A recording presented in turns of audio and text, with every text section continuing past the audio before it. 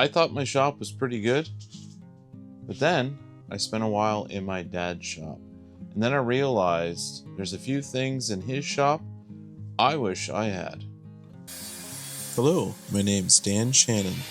I'm a DIYer and a woodworking hobbyist who loves being out in the shop. On this channel, I share tool reviews and shop projects for DIYers, homeowners, and hobbyists.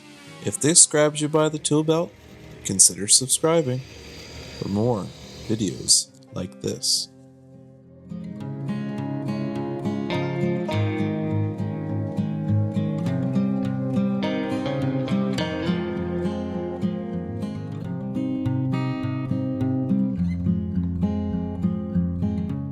So whether you're a DIYer, a homeowner, or a hobbyist, it doesn't matter how big or how small your shop is. In this video, this might give you some ideas on how to lay out your shop, and also check out my last video. I'll put a link here, and I encourage you to watch that first before you dive into this, because what I'm going to be doing is comparing my walkthrough with my dad's shop and my current shop, and basically unpacking the things that I would change in my current shop after spending some time in my dad's shop. If you're new here, welcome. If you're returning, thanks for coming back. And I do want to mention, before I kind of unpack these 5 things, you could take 7 different shops and compare them, spec to spec, shop setup, the whole 9 yards. And each shop, each 7 of those shops would have a different pros and cons, and also layout. And the reason is it's based on the person. So how I have my shop laid out is based on my preference and my personal setup. Yes, is there some tweaks I'd like to do? Yeah, I'm gonna get into that. But basically it's based on my setup and how I want my shop to feel. Like I said, 7 different shops, 7 different people. It could fluctuate, pros and cons, but yet again, it's based on the individual. So I just want to lay that out first before I dive into this, because this could be personal preference. It might not actually be anything that is right or wrong. It just boils down to personal preference. And I think that's very important when it comes to your shop, is laying it out the way that you would prefer it. I'll go over 5 main things that I would change in my shop based on spending a little bit of time in my dad's shop. So the first thing, number 1 that I would change in my current setup, which I do enjoy, the first thing would be tool organization. So what do I mean by that is tool access, visibility, and overall workflow. So organization, having your tools at arm's reach is key. Now for my shop here, you can see in behind me, I do have a shelf unit that I put in. I do have a link for that video. I'll put it there for that particular shelf. But basically any of my cordless tools, when I need them, I just look at the shelf and I have them at first glance. In my dad's shop, they're a little bit tucked away, so his shop is set up a little bit different than mine. A lot of his tools are on their shelf down below, kind of tucked out of sight. And for him, if he's not using them that often, that's a perfect spot. But for me, I like to see what I have, easy to grab, easy to access. Now, the downside with that is you have a visual on your wall, but also it takes up wall space. So you have to weigh that. And for me, having that organization, having the tools to be able to grab at a moment's notice is good for my shop.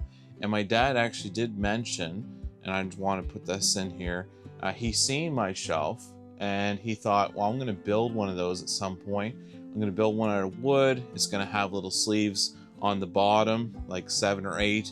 He can slide all his cordless tools in, have it all organized. So my shop actually gave him some ideas for his shop. And I really think that's neat about us in general, woodworkers, hobbyists, how we can take ideas from other people's shops and then blend it with our shop at the end of the day. So that's really cool to be able to look at things, pros, and look at the cons, and kind of shuffle your shop around based on that information. So the organization of my tools is kind of key. One thing I want to go over, and this is a big thing, is your workbench setup. So what do I mean by that? I mean the spacing of the workbench itself, the clamping option, and then the lighting. So you can see here I got one workbench on this side, and then on the other side of the shop I have another workbench. So what I like about my dad's shop that I don't have right now is he has stations. So what do I mean by that? So he has a clamping station. I showed that in the last video, and if you haven't watched that, I encourage you to check that one out. He has stations for each thing. So if he's clamping, he has a workbench designed. It has dog holes in the top. It's got a vise so he can clamp his projects. Like, it's a perfect setup, perfect station for what he's doing. And then you jump over to another spot on his shop, and then you have your sanding. So he's got all of his sandpaper, he's got the rack set up, he's got the workbench below that to do all the sanding, all the prepping. And then you jump over to another workbench, and he's got his scroll saw, he's got his Dremel tool, he's got his other sanders. Everything's kind of set up in one spot, and that is crucial when it comes to the flow of a shop and having the workstation set up. My shop, I don't have that, and that is something I'd like to have at some point. I would love to have a station on the corner for like my drill press, have its own station. I'd love my bandsaw to be in a certain spot, so if I'm cutting anything with the bandsaw, I can use just the bandsaw. I don't have to wheel that out and work with it. It has its own station. Same with clamping. I don't have a dedicated glue up clamping station. My dad has one in his shop. So these are things that I start off my shop, and just like you, if you have a small shop, if you're just starting off, you start small and then you've kind of worked your way. And I have to remember that my dad started off when he was younger, in his 20s, into the 30s, and now, he's in his 70s. So he spent many years in between when he started his shop and now, current, to get everything set up. So I have to remember to pace myself, to bring about these changes gradual over time. It's not going to happen overnight. Jigs, different things that you're building in your shop, that takes years and years. Another thing I wanted to mention is lighting. So you have your workbench, you have usually a light above, and depending on your setup, I've used dull lights in the past. These are LEDs that I have on the ceiling right now, and you're only as good as your lighting. So if you're cutting with a table saw, if you're cutting with a bandsaw, you name it, whatever tool you're using, fill in the blank, it is very crucial and very safe to have proper lighting. I've been in cases where it's like a candle over top you. Horrible setup safety wise and everything else. You want to make sure you have great lighting. So that's one thing I would change compared to my shop to my dad's, is have a bit better lighting. Probably put another strip in the center of the shop. Right now I just have it over top of each workbench, which at the time, budget wise, all that stuff you have to factor in. So I wanted to make the most of what I had and most of the lighting. So above both workbenches is where I primarily use my tools. So keep it safe there, and then slowly invest in your shop and build up your lighting. All right, so number 3 is lumber storage. So a lot of times you're thinking, you'll only buy the lumber that you need per project. So whether you're doing shelving, whether you're doing a workbench, whether you're doing fill in the blank coffee table, usually for the most part you buy the wood based on the project, or you get the wood based on the project, and then that's it. But in my case, if you're given wood, or you notice in one of my videos I repurposed hardwood flooring, so I took some hardwood flooring, I ripped off the two sides that were kind of wrecked, and then I repurposed it by putting it through the planer, refinishing both sides, surfaces, and then I was able to reuse it. Well, in order to have that wood, I needed to store it somewhere. So for me, and this is not ideal at all, underneath this workbench, I have some boards on it right now. I love to do some nice cabinetry type of setup, but for now I just put some boards on it just to clean it up a little bit. But I got all my wood stored under here. Now it's not ideal, 2 reasons. The main reason is pain, because it's underneath, you got to like go underneath and grab it. The second thing is you can't visually see it. So say you're doing a project and you need a piece of walnut, a piece of oak, a certain strip, for a decorative edge, all these different things you might own, but you visually can't see it. Whereas my dad's shop, he has a shelving above, so I'll put that in the video. You'll see kind of up top, he'll have all of his shelving. Well, you can visually see, okay, I have a piece of oak, or okay, that's where my strips are for edging, or you're doing baseboard and you might have a couple pieces left over, therefore you can visually see it and then know you have it for the project. So in my opinion, this is way worse of a pain. Is it a storage option? Yes, I do physically have a place for my wood, but it's not ideal. These are tweaks from my dad's shop to my shop that I'm slowly starting to blend in. And like I say, he's taken 40 plus years to go from nothing to what he has now. So just keep that in mind. If you're getting frustrated with your shop, your layout, that is key. And let's jump into the fourth thing. So the fourth thing is dust collection slash cleanliness. So what is your shop like? Is it filled with sawdust? Is the floor covered in sawdust? Is your dust collection system not set up? Well, here in my shop, I do not have a dedicated dust collection system. So if I'm using the slider miter saw and I'm doing a bunch of boards, I'll stick the shop vac, which I have in the corner, I'll plug it into the sliding miter saw, cut a bunch of boards, and that will help with the dust collection system. It's not ideal, it's not a perfect.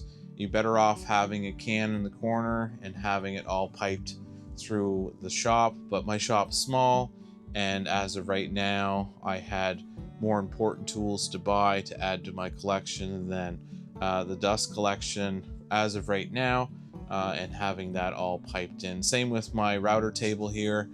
When I use that, obviously there's tons of shaving, so I hook up my shop vac as I go, and it's a little bit of a pain because each thing is not in a station, which I mentioned that earlier.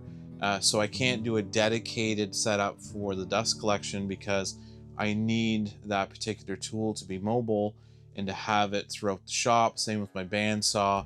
It's on a cart off to the side. I unlock the casters, roll it to the middle, do what I need to do with it, and then of course wheel it back. So there's no hose coming down. That's not a dedicated setup, but at some point that is the goal, to have the dust collection set up and to have everything clean and organized. My dad always taught me growing up that if you're doing a shop project, you always make sure your shop is cleaned up. It's good for safety. So on the floor, if it's covered in sawdust, you could have little sticks, different things to trip over as you're cutting. Offcuts fall on the floor. Always make sure your shop is clean and well maintained. That way, two reasons: you can always find what you're looking for at a glance because it's organized, and second, the safety stuff's not lying on the floor for you to trip over, sawdust isn't building up, and overall it's not messy. And so that's kind of the key for that. So yes, I like to get to that point. My dad has a good setup, and that's one thing I would benefit from. So the fifth thing is old school tricks. And what do I mean by that? My dad's shop is, I consider, very old school setup, and that's one of the reasons why I enjoy it. Everything has its spot, all the jigs have their spot, all the tools are tucked away in their spot. The table saw is set up right next to the sliding miter saw, and the table set up in such a way he can slide through some long goods, whether it's a sheet of plywood or a long piece of trim. It's perfect setup. Took him a long time to adjust the sliding miter saw stand and the table saw, make sure they were on the same level. So that would have been a bit of a pain, but just to have everything flow well and everything is set up in its perfect spot. The wood display, like I mentioned earlier, having that set up, all the jigs, I mentioned that before as well. The tools, screwdrivers, having those in their own stand on the shelf. Basically everything at an arm's length or hand's reach with his setup. Everything's custom built. That's another old school thing. His shelving, none of it's bought. Like mine's metal, it was bought. None of it was bought. Everything was custom built. His sandpaper, he measured in between each rack so the drawers would slide out. Everything is old school, custom wood, very well done, well built, and I think that's really neat. So over time, you not only organize your shop and have it set up the way you want, but you built it. You personally put your hand into it. You cut the wood, you did dado cuts, you did the drawer system, you did everything. And I really like that about my dad's shop, is that everything is custom built and set up perfectly. Well, thanks for watching today's video. Hopefully, between the comparisons, my shop and what I would like to have from his shop to mine, kind of blend that over. It gave you some ideas for your particular setup and your needs. And if you're not part of the Shop Talk family and you'd like to be, please click on that subscribe link down below. We'd love to have you on board, talking shop, DIY stuff, homeowner, hobbyist, etc. And if you like today's video, please give me a thumbs up, a like, and I will see you on the next one. Have a great day.